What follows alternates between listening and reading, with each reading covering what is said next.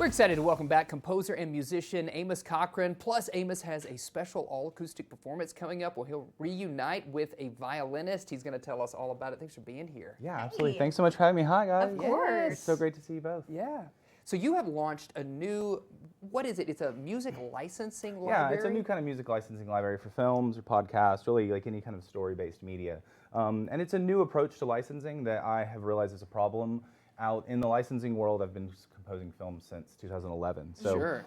It's called Edit Score, and you can check it out at editscoremusic.com. There's a lot more information. Yeah. And, would love to chat with anybody about it that's curious, that needs music for anything. For sure. Yeah. How does Edit Score help filmmakers find the right music for their stories? Sure. So we have a small catalog right now, but what the catalog offers is a different kind of approach. And instead of individual tracks that you can usually pick from most licensing libraries, they're based around individual tracks. Edit Score compiles albums that create a musical identity. And so you have a lot more music to pull from and choose from, and you can craft a longer score. Edit Score is definitely for longer projects, Okay. mid-length, feature-length films, as opposed to one-off shorter projects. Sure. Yeah, that makes sense to me. Yeah. Well, let's talk about your acoustic show. It's at the Yep. Folk School of Fayetteville, right? Yes. Okay, tell us about it. What can we expect? Yeah, so for the first time ever, I'm going to play an all-acoustic show that is just acoustic piano and violin. And usually I have computers and I have speakers and little toys and all sorts of stuff. So I've always wanted to do a show close to Christmas time that there's always that neat little slightly mysterious energy that goes on right before Christmas. And Yeah. I've always wanted to do a very quiet, cozy show in that atmosphere, and this was the year it's finally happening. So this Folk School of Fayetteville is an intimate venue, Yeah, I'm it's cool. assuming. Yeah, and you're going to be there. It's just the two of you performing? Yeah, it'll just be us. I'll do like a few solo songs, but for the most part, it'll be us all night. And you were talking earlier about how you're reuniting with someone that you haven't played Yeah, with for a minute. Yeah. So Miranda Baker Burns, actually, she played with me here in this studio a very long time ago. Yeah. And she's one of the first string players I really played with.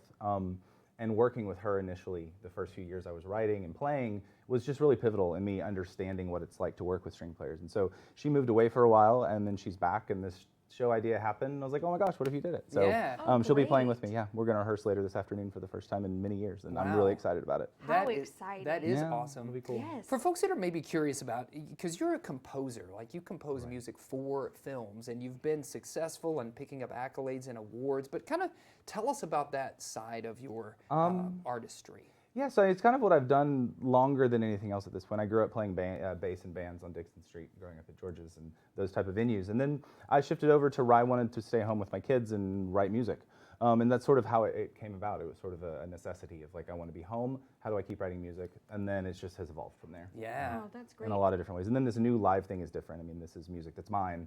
It's a very different kind. I feel like I write a lot of stuff. Some of it's for other people. Some of it's for other libraries and other ideas, but this stuff is mine, and I hold it pretty close, and I love it. So Yeah. Very I'm cool. excited about it. Yes. How can people keep up with you and your music? I think Instagram's sort of the best way, Okay. unfortunately. But it's the thing that's updated the most. Okay. It has like the best logical timeline of what's happening. I do have a website that's pretty cool and thorough, and maybe too thorough. You can get lost in it. So Instagram, just at Amos Cochran. And then my website's amoscochran.com. All right. And then Edit Score is editscoremusic.com. So Great.